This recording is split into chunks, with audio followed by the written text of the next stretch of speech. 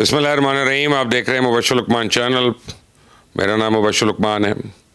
تیل کی عالمی جنگ شروع ہے. سعودیہ، چائنا، شمالیہ کوریا، ان سب کی امریکہ کو ایک جوائنٹ وارننگ ہے. مذاکرات کا اگلا راؤنڈ جمعرات کو ایکسپیکٹڈ ہے. اس چینل کو سبسکرائب کرنا مت بھولیے گا، بیل آئیکن کو پریس کریے گا. امریکن بحریہ کے 16 جنگی جہاز اس وقت آبنائے ہرمز کے باہر کھڑے ہیں، لیکن ابھی تک ان میں سے کسی نے ایرانی حدود میں داخل ہونے کی کوشش نہیں کی ہے. کیوں؟ اس امریکن فلیٹ نے ابھی تک ایرانی حدود سے نکلنے یا داخل ہونے والے کسی ایک جہاز کو روکنے، تحویل میں لینے یا تباہ کرنے کی زحمت بھی نہیں کی ہے. کیوں؟ حیران کن بات تو یہ ہے کہ ایرانی بحریہ کی ایک جنگی کشتی کا کل اپنی حدود سے نکل کے بین الاقوامی پانی میں داخل ہونا اور امریکن جنگی بیڑے کو للکارنے لگی کہ اگر تم نے آگے بڑھنے کی کوشش کی تو پہلے بارودی سرنگوں کی شکل میں قدم قدم پر موت ہی موت ہے.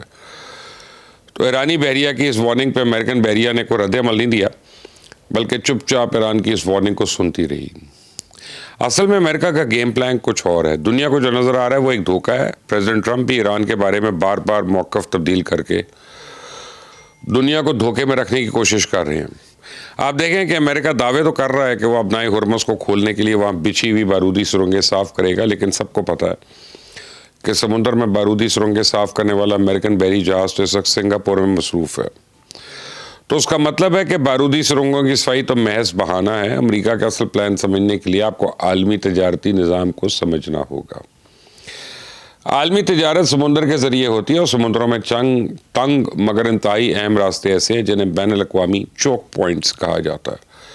یہ وہ مقامات ہیں جہاں سے گزرے بغیر عالمی معیشت کا پہیہ چل نہیں سکتا. آبنائے ہرمز اسی نوعیت کی سب سے اہم گزرگاہوں میں شمار ہوتی ہے، مگر یہ واحد گزرگاہ نہیں ہے. حقیقت یہ ہے کہ دنیا میں ایسی جیسی تقریباً 5 سے 7 بڑی گزرگاہیں ہیں، اور وہ صرف جغرافی کے لحاظ سے ہی نہیں بلکہ معاشی اور سیاسی طاقت کے حوالے سے بھی اہم ہے. ان میں سب سے بڑا چوک پوائنٹ آبنائے ہرمز ہے، اور یہ خلیج فارس کو بحر عمان سے ملاتی ہے اور دنیا کے تیل کا بڑا حصہ اس راستے سے گزرتا ہے، اور یہی وجہ ہے کہ اسے عالمی توانائی کی شہرک کہا جاتا ہے. تو اگر یہاں پہ کوئی خلل پیدا ہو جائے تو اس کا اثر صرف خطے تک محدود نہیں رہتا، بلکہ عالمی سطح پہ تیل کی قیمت اور سپلائی چین فوری طور پہ متاثر ہوتی ہے. دوسرا بڑا چوک پوائنٹ آبنائے ملاقہ ہے، اور یہ مشرق اور مغرب کے درمیان سب سے مصروف راستہ ہے. آپ اس راستے کی اہمیت کا اندازہ اس بات سے لگا لیں کہ چائنا، جاپان اور دیگر ایشیائی معیشتوں کی تیل سپلائی اسی راستے سے گزرتی ہے.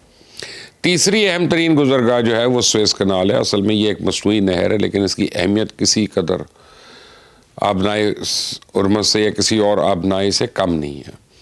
یہ یورپ اور ایشیا کے درمیان فاصلے کو ہزاروں کلومیٹر کم کرتی ہے. جہاں پہ بھی یا جب بھی کوئی یہاں پہ رکاوٹ پیدا ہوتی ہے تو عالمی تجارت کی رفتار سست پڑ جاتی ہے، جیسا کہ حالیہ برسوں میں ایک جہاز کے پھنسنے سے پوری دنیا نے دیکھا.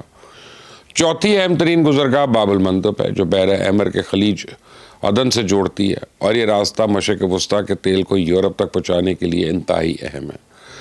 تو اگر اس راستے کے ارد گرد یمنی حوثی جو ہیں کوئی تنازع کھڑا کر دیں تو عالمی معیشت کا پہیہ رک جائے گا.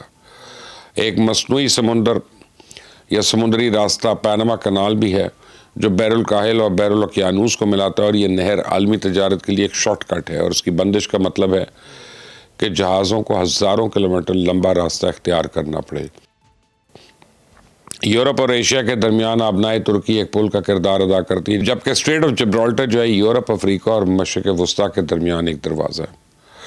تو ان تمام سمندری گزرگاہوں کو اگر ایک ساتھ دیکھا جائے تو ایک بات واضح ہے کہ عالمی معیشت چند تنگ راستوں پہ کھڑی ہے، اور یہ وہ مقامات ہیں جہاں جغرافیائی سیاست اور معیشت ایک دوسرے میں پیوست ہو جاتے ہیں. ان کے ساتھ کوئی ہلکی پھلکی سی بھی چھیڑ چھاڑ عالمی معاشی نظام کو تلپٹ کر دیتی ہے، اور امریکہ انہی چوک پوائنٹس کا کنٹرول حاصل کر کے عالمی معاشی نظام کو اپنی مٹھی میں کرنا چاہ رہا ہے. تب آپ دیکھیں پریزیڈنٹ ٹرمپ نے آتے ہی پاناما کنال کا ایشو کھڑا کیا، پھر سومالی لینڈ میں اسرائیلی فوج اتار کے خلیج عدن میں اپنا کنٹرول مضبوط کرنے کی کوشش ہوئی. آج آبنائے ہرمز کا کنٹرول حاصل کرنے کی کوشش ہو رہی ہے. اگلے مرحلے میں آبنائے ملاقہ میں قدم جمانے کی کوشش کی جائے گی، جس کے لیے ابھی سے تیاریاں شروع ہو گئی ہیں. آج کی سب سے بڑی خبر یہ ہے کہ امریکہ کے وار منسٹر پیٹ ہیگسیٹ نے انڈونیشیا کے ساتھ ایک بڑے دفاعی تعاون کی شراکت داری کا اعلان کیا، اور اس ڈیفنس ایگریمنٹ کے تحت امریکی بحریہ کو آبنائے ملاقہ تک رسائی مل جائے گی. تو ابنائے ملاقہ وہ سمندری راستہ ہے جہاں سے چائنا کا 80% تیل گزرتا ہے. چائنا وینزویلا سے اپنی ضروریات کا 20% تیل خریدتا تھا. وینزویلا کا کنٹرول اب کس کے ہاتھ میں؟ چائنا اپنی ضرورت کا 30% تیل خلیج سے درآمد کرتا ہے. خلیج کا کنٹرول حاصل کرنے کے لیے آبنائے ہرمز کے باہر ناکہ بندی کون کر رہا ہے؟ چائنا تک پہنچنے والا 80% تیل آبنائے ملاقہ سے گزرتا ہے. انڈونیشیا سے وہاں تک رسائی کون مانگ رہا ہے؟ جی امریکہ عالمی تجارت کے تمام اہم راستوں کا کنٹرول حاصل کرنے کی کوشش کر رہا ہے، اور ایران کا ایٹمی پروگرام اور میزائل پروگرام سب بہانے ہیں. اصل میں یہ عظیم معاشی جنگ ہے جو شاید ہو کر رہے گی، اور اس جنگ کو روکنے کے لیے کسی کے پاس کوئی قابل قبول حل نہیں ہے. یورپ چپ چاپ تماشا دیکھ رہا ہے. چائنا نے امریکہ کو صرف اتنی وارننگ دی کہ وہ ایران کے ساتھ اس کے تجارتی معاہدے کا احترام کرے. اس کے علاوہ چائنا نے اپنے پتے اس قدر رازداری سے کھیل رہا ہے کہ کسی کو کانوں کان خبر نہیں ہوتی. رشیا کی ایک اپنی الگ گیم ہے. خلیجی ریاستوں کے بس میں ہے کچھ نہیں. آسٹریلیا، کینیڈا، بھارت اور برازیل کی خاموشی کسی بڑے خطرے کی طرف اشارہ کر رہی ہے.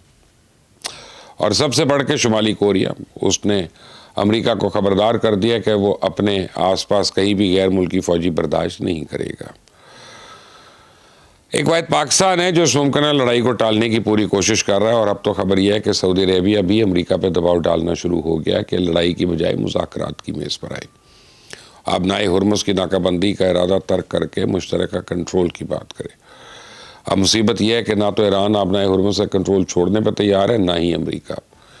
تو پاکستان نے بہرحال اپنی کوشش ترک نہیں کی، اور پاکستان آج بھی خطے کے تمام سٹیک ہولڈرز کے ساتھ اپنی تجاویز شیئر کر رہا ہے. اور ایسی خبریں آ رہی ہیں کہ شاید جمعرات کو امریکہ اور ایران کے درمیان مذاکرات کا دوسرا راؤنڈ ہو جائے. ابھی متوقع ہے. اس دوسرے راؤنڈ کے لیے 2 مقامات زیر غور ہیں. ایک تو اسلام آباد اور دوسرا جنیوا. تو میرے ذاتی خیال میں ایران کی ترجیح اسلام آباد ہوگی اور امریکہ کی جنیوا. ایران کی ترجیح، پاکستانی وہ واحد ملک ہے جو ایران کو اس بات کی ضمانت دے سکتا ہے کہ بات چیت کے دوران کسی قسم کا کوئی حملہ نہیں ہوگا. تو میں آپ کو بتاؤں کہ اسلام آباد میں مذاکرات کا پہلا راؤنڈ بھی سیکیورٹی وجوہات کی بنیاد پر ہی بے نتیجہ رہا. شاید امریکن وفد کو جب بھی واشنگٹن سے رہنمائی کی ضرورت پڑتی تو وہ آزادانہ وائٹ ہاؤس سے رابطے کر کے صلاح مشورہ کر لیتے تھے. تو اب تو یہ بات ریکارڈ پر ہے کہ نائب صدر جے ڈی وینس نے لگ بھگ 6 مرتبہ وائٹ ہاؤس سے رابطہ کیا، لیکن ایرانی وفد اس خدشے کی وجہ سے اپنی سپریم لیڈر سے رابطہ نہ کر سکا کہ کہیں ان کی لوکیشن نہ ڈسکلوز ہو جائے. ایرانی وفد اتنا محتاط تھا کہ اسلام آباد سے واپسی پہ ان کے طیارے تہران کی بدائی مشہد میں لینڈ کر گئے. تو تمام تر خدشات کے باوجود ایران کے وزیر عباس اراغچی نے کل قطر، سعودی عربیہ، پاکستان اور ترکی کے وزرائے خارجہ سے فون پہ بات کی ہے. اس کا مطلب ہے کہ مذاکرات کے دوسرے راؤنڈ کے لیے پیش رفت ہو رہی ہے. انشاءاللہ یہ دوسرا راؤنڈ بھی اسلام آباد میں ہی ہوگا یا پھر شاید جنیوا میں ہو، اللہ جانے. ویسے امید ہے کہ اس مرتبہ امریکہ اور ایران کسی نہ کسی نتیجے پہ ضرور پہنچ جائیں گے. آپ کی اس بارے میں کیا رائے ہے مجھے ضرور بتائیے گا، اور یہ ضرور میسج کریے گا کہ آپ کہاں سے یہ پروگرام دیکھ رہے ہیں. اللہ تعالی ہم سب کا حامی و ناصر ہو. اللہ حافظ.